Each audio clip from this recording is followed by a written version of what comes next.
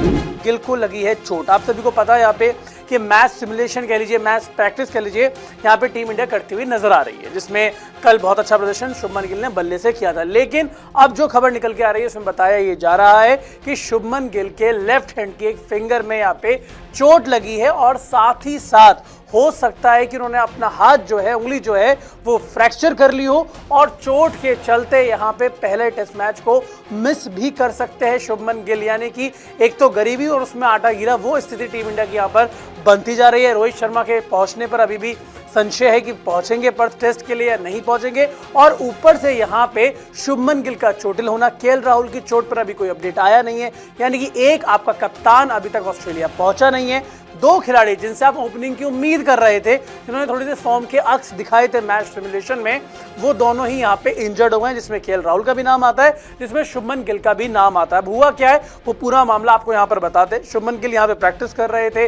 Match simulation का हिस्सा थे, फील्डिंग करते हुए स्लिप में वो थे वहां पे, और वो कैच लेने की एक प्रैक्टिस थी या एक वो ट्राई उन्होंने किया, वहां पे उनके लेफ्ट हैंड की फिंगर में चोट जाके लगी है, बॉल लगी जिसके से चोट लगी और उनको स्कैन्स के लिए जाया गया। अब जो खबर आ रही है सूत्रों के हवाले से, उसमें बताया जा रहा है कि हो सकता है कि उनकी जो उंगली है, जो हाथ में चोट लगी है जिस हाथ में, वहां पर फ्रैक्चर भी हो सकता है। और अगर फ्रैक्चर होता है तो फ्रैक्चर के चलते 22 तारीख से, यानी कि 22 नवंबर से जो पर्थ टेस्ट है उसको मिस कर सकते हैं शुभमन गिल। अब ये टीम इंडिया के लिए मुश्किलें कैसे बढ़ाएगा उस पर भी नजर डाल लेते हैं। देखिए, रोहित शर्मा के जाने या ना जाने पर अभी भी संशय बरकरार है। केएल राहुल की चोट पर कोई अपडेट आया नहीं है, तो बातें ये चल रही थी आज सुबह से कि शुभमन गिल यहां पर ओपन करते हुए यशस्वी जायसवाल के साथ नजर आ सकता है अगर केएल राहुल भी इंजर्ड रहते और वो पहले टेस्ट मैच नहीं खेलते अगर। लेकिन अब शुभमन गिल भी यहां पर इंजर्ड हो गए। चलिए हम ये भी मान लेते हैं कि केएल राहुल ओपन करते यशस्वी जायसवाल के साथ और नंबर 3 पे शुभमन गिल खेलते हुए नजर आते, तो आपकी नंबर 3 की परेशानी यहां पर बढ़ गई है,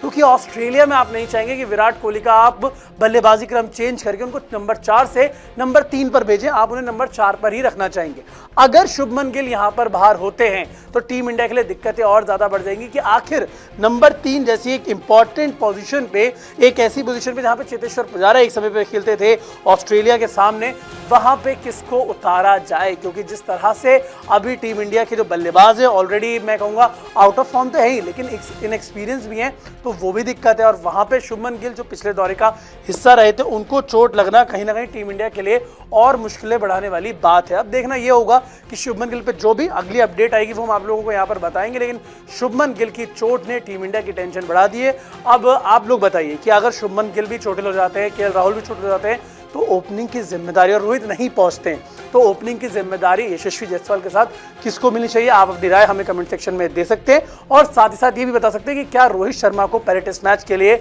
ऑस्ट्रेलिया में उड़ान भरनी चाहिए ऑस्ट्रेलिया के लिए या फिर नहीं। आप दोनों मुद्दों पर अपनी राय हमें कमेंट सेक्शन में दे सकते हैं।